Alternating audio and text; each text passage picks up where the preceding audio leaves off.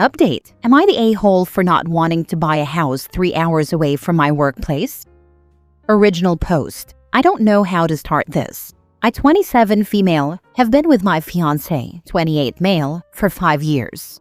We've just recently saved enough for a deposit on a house, and he's found this cottage in the middle of nowhere, 2 hours away from where we currently live. The thing is, I already work an hour away. I am a nursery practitioner, and I love my workplace. I've been there since I was 20 and have worked my way up to a room lead position. Living 3 hours away from my job would not be ideal, but my fiancé won't budge on this house. He says it's perfect, within our budget, and quirky enough to fit our taste and home style. I've tried to communicate with him about this issue multiple times, bringing up the fact that there aren't even any nurseries in that area currently hiring.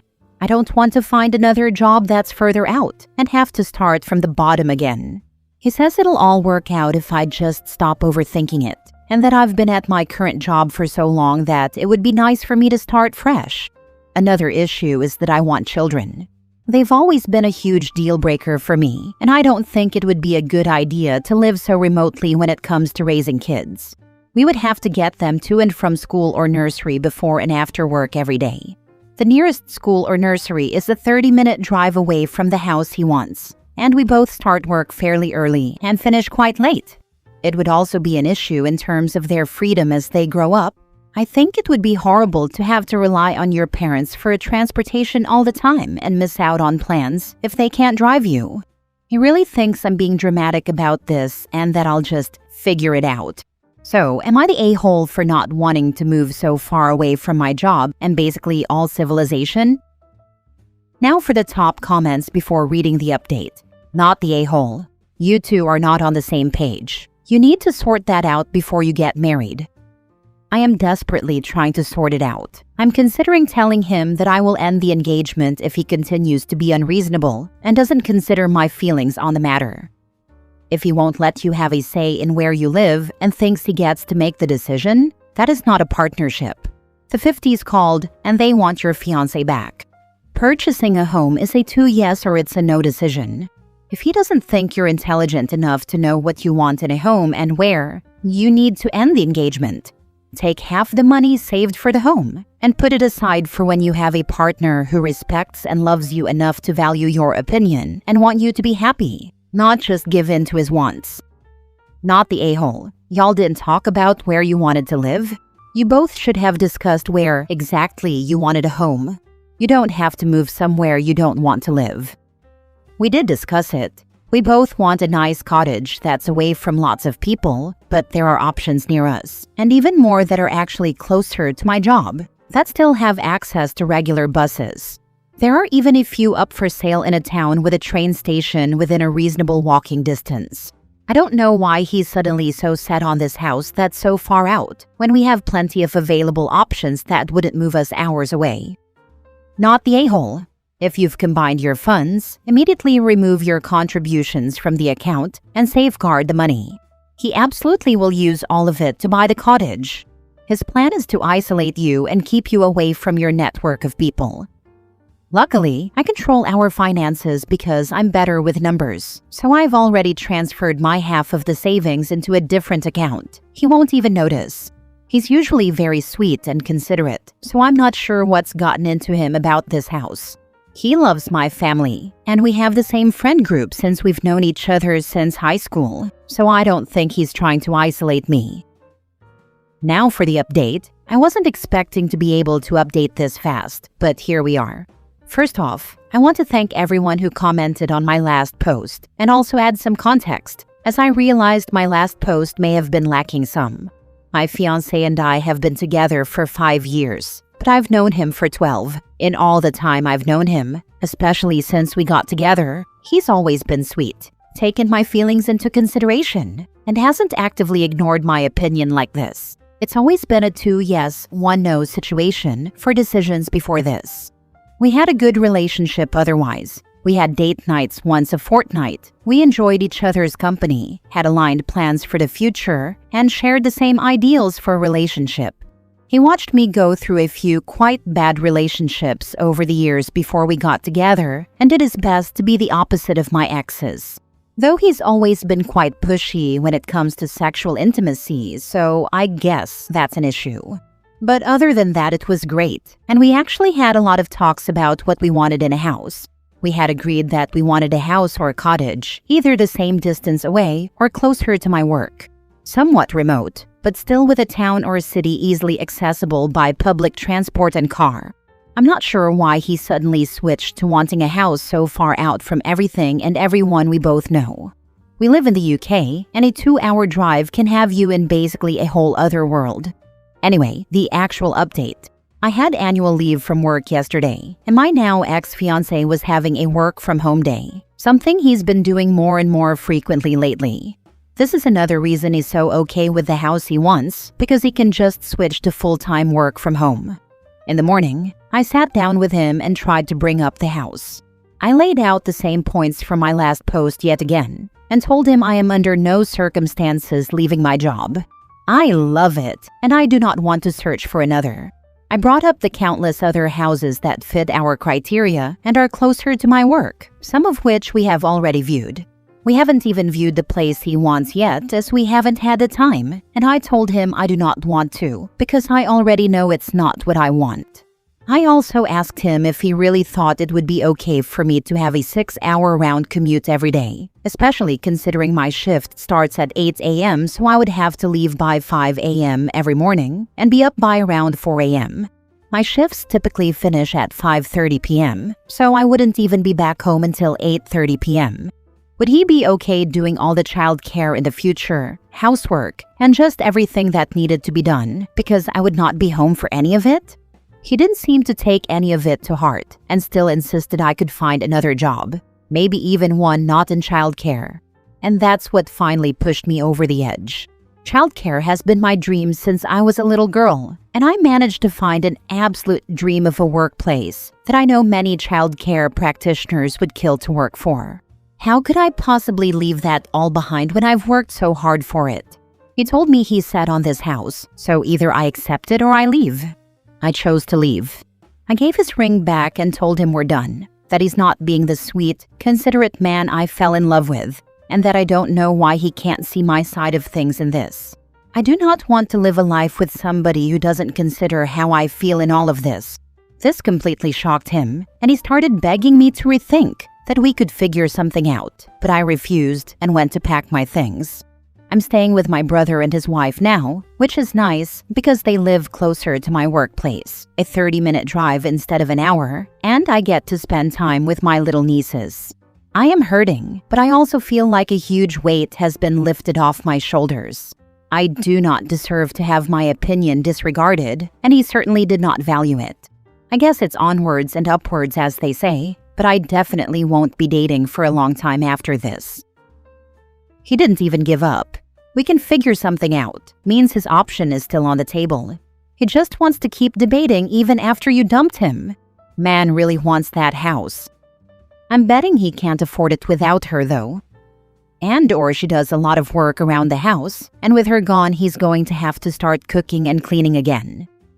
Oh, damn. He thought he could strong-arm you into agreeing with him. He thought you would relent because you were engaged and would never walk away. And then you called his bluff and he realized he didn't hold the control over you he thought he did. Good on you for calling his bluff and getting rid of him. He would have 100% used that tactic again and again if you had stayed with him. Mask definitely came off. Next story. Am I the a-hole for vetoing my wife's car purchase in the dealership and walking her out of there without looking at the car she picked out? So my 29 male wife, 27 female, is a stay-at-home mom by her choice until the kids are old enough to go to school. Her older Honda SUV recently bit the dust when it needed some major repairs that totaled more than the value of the car. This happened right at the beginning of my work week, so unfortunately, I didn't have the time to sit with her and look at cars immediately. I told her she could do some research first, or she could wait until my days off and we could do the research together. I gave her a maximum budget of $20,000, but said it was flexible if she found something she really liked. In the meantime, I lent her my car, a Mustang Mach-E, and took public transit or Uber to work during the week. On one of my half days, I got a call from my wife saying that I needed to come to a dealership after work to look at a new car she wanted. I got a sinking feeling knowing she went to a dealership without me, knowing how predatory they can be, so I asked for the address. It was a Lexus dealer. I asked who recommended it, and she said that one of her friends has a boyfriend who works there, and that they would work out a nice deal for her. That friend happens to drive a Lexus and managed to get my wife in love with her car. I got off work and drove over to the dealership. On the phone with my wife, I located her and this car sales professional. I asked if she had seen and driven the car. She said yes, and that she liked it. I asked the salesman, "How much is it?" out the door. He said, "Well, your wife and I were discussing some options. How much do you have down?" I said, "Honey, we're not buying a car today. Let's go." She asked why, and I said because he can't give us a straight answer about how much the car costs. He said hold on and printed out the sheet. The used 2020 Lexus GX460 she was looking at was an eye-watering $56,000 after taxes, fees, and add-ons. I said, "No, honey, that's not what we agreed on." She asked if I could at least look at the car before we left, but I said no. The salesman tried to butter me up and sell me on the car, saying they could work on the price, but I just took the keys from my wife and left. Eventually, I was able to sit her down and show her some much more affordable options that wouldn't require us to finance the car and go back into debt. She ended up purchasing a nice used Honda Pilot Touring that she liked. That car, purchase price plus some overdue maintenance, came out to about $21,000. This incident, in the grand scheme of marriage, was a blip. But she did say I seemed cold and unreceptive to what she wanted at the dealership, and I defended myself by saying that the sales strategy at dealerships is sometimes to make one spouse fall in love with a car and feel like the salesperson is on their side, so that they might purchase it even if it's not a good decision for the couple. Am I the a-hole for how I handled the dealership situation? Her friend is also a little upset that I treated her boyfriend rudely at the dealership, but from my perspective, that wasn't my wife's friend's partner. That was a car salesman trying to put us in $800 a month debt for the next 5 years. Now for the top comments. Not the a-hole. Your wife is a target and a salesman's wet dream. I don't blame her. The newer Lexuses look like spaceships inside compared to her old Honda. Luckily, I knew enough about cars that I was able to sell her on a slightly used, upper-trim Honda Pilot with leather interior and a nice sound system, since she's a metalhead. X-Car Sales here. You are 1000% right, LOL. Every tactic you described is exactly what they do, lol. Good work. Yup. Ask for out the door and don't freaking answer any questions about financing unless you're being super vague. And you're never buying a car that day. Even if you want to, don't. You were kind of ambushed with something other than what you agreed on.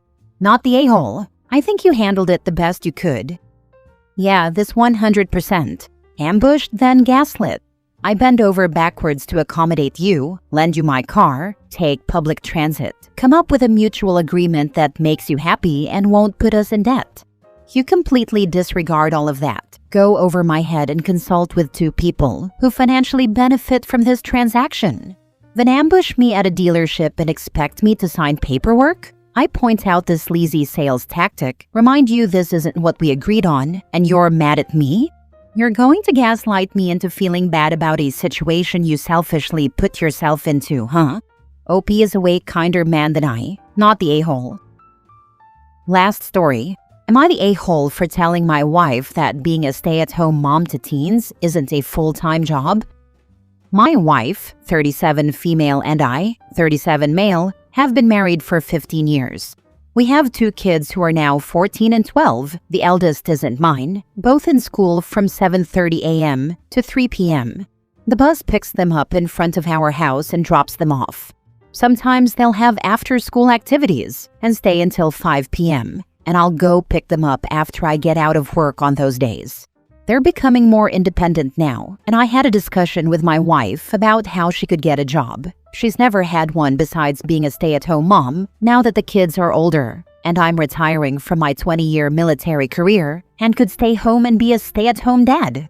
She doesn't enjoy cooking or cleaning, so I figured it'd be best if I stepped into those roles so we could eat less takeout and have a healthier diet. The kids eat breakfast and lunch at school. When they go to school, she typically goes to the gym, yoga, then out for coffee, browses social media, goes shopping or window shopping, or gets her hair, nails, eyebrows, eyelashes, makeup, etc. done. Then comes home to cook dinner. I brought it up as gently as I could, but she still called me ungrateful and accused me of not appreciating all the hard work she does in the house. Now there's tension, and she's acting cold toward me. Am I the a-hole? Did you have this discussion about her getting a job once the children became more independent, or is this just another back burner issue you both ignored before she got pregnant? We discussed it. I paid for childcare and for her college while the kids were young, and now she has a bachelor's degree in psychology she hasn't used. My gut says you're screwed on this one. She's never had a job and doesn't sound like she wants one. So, what is your post-military career going to be? I mean, even if she wanted to get a job, who is hiring a mid-30s, I assume woman with zero resume in today's job market? That's an uphill battle to say the least. Husband would have a much easier time finding a job, I suspect. Or they can get ready to live lean on the retirement salary. Grocery stores, gas stations, restaurants, local stores. Or if she's looking for something that she's qualified for, she could do daycare. Everyone has to start somewhere. These jobs aren't shameful just because they're entry level. Not sure what rank you're retiring at, but 1. Congrats on retiring. 2. Make sure you do your VA stuff. Make sure any ache or pain is documented, and make sure it's documented more than a couple of times. 3. Pick a low cost of living place to retire. 4. Predict your VA disability and retirement check. Then make a budget from there, because there's no guarantee that she will get a job. Show her the breakdown of your current cost of living or spending. 5. Also, get used to being paid once a month and learn how to budget that. It took me a few years after I got out to figure out how to manage going from 2 checks to 1. 6. Just be honest with your wife. Also to add, if he is eligible for the GI Bill, then that can be allocated to his children, at least partially. My sister and I split our dads. We each got 24 months, which helped a bunch. It also might grant in-state tuition if you attend an out-of-state institution, but that depends on the school.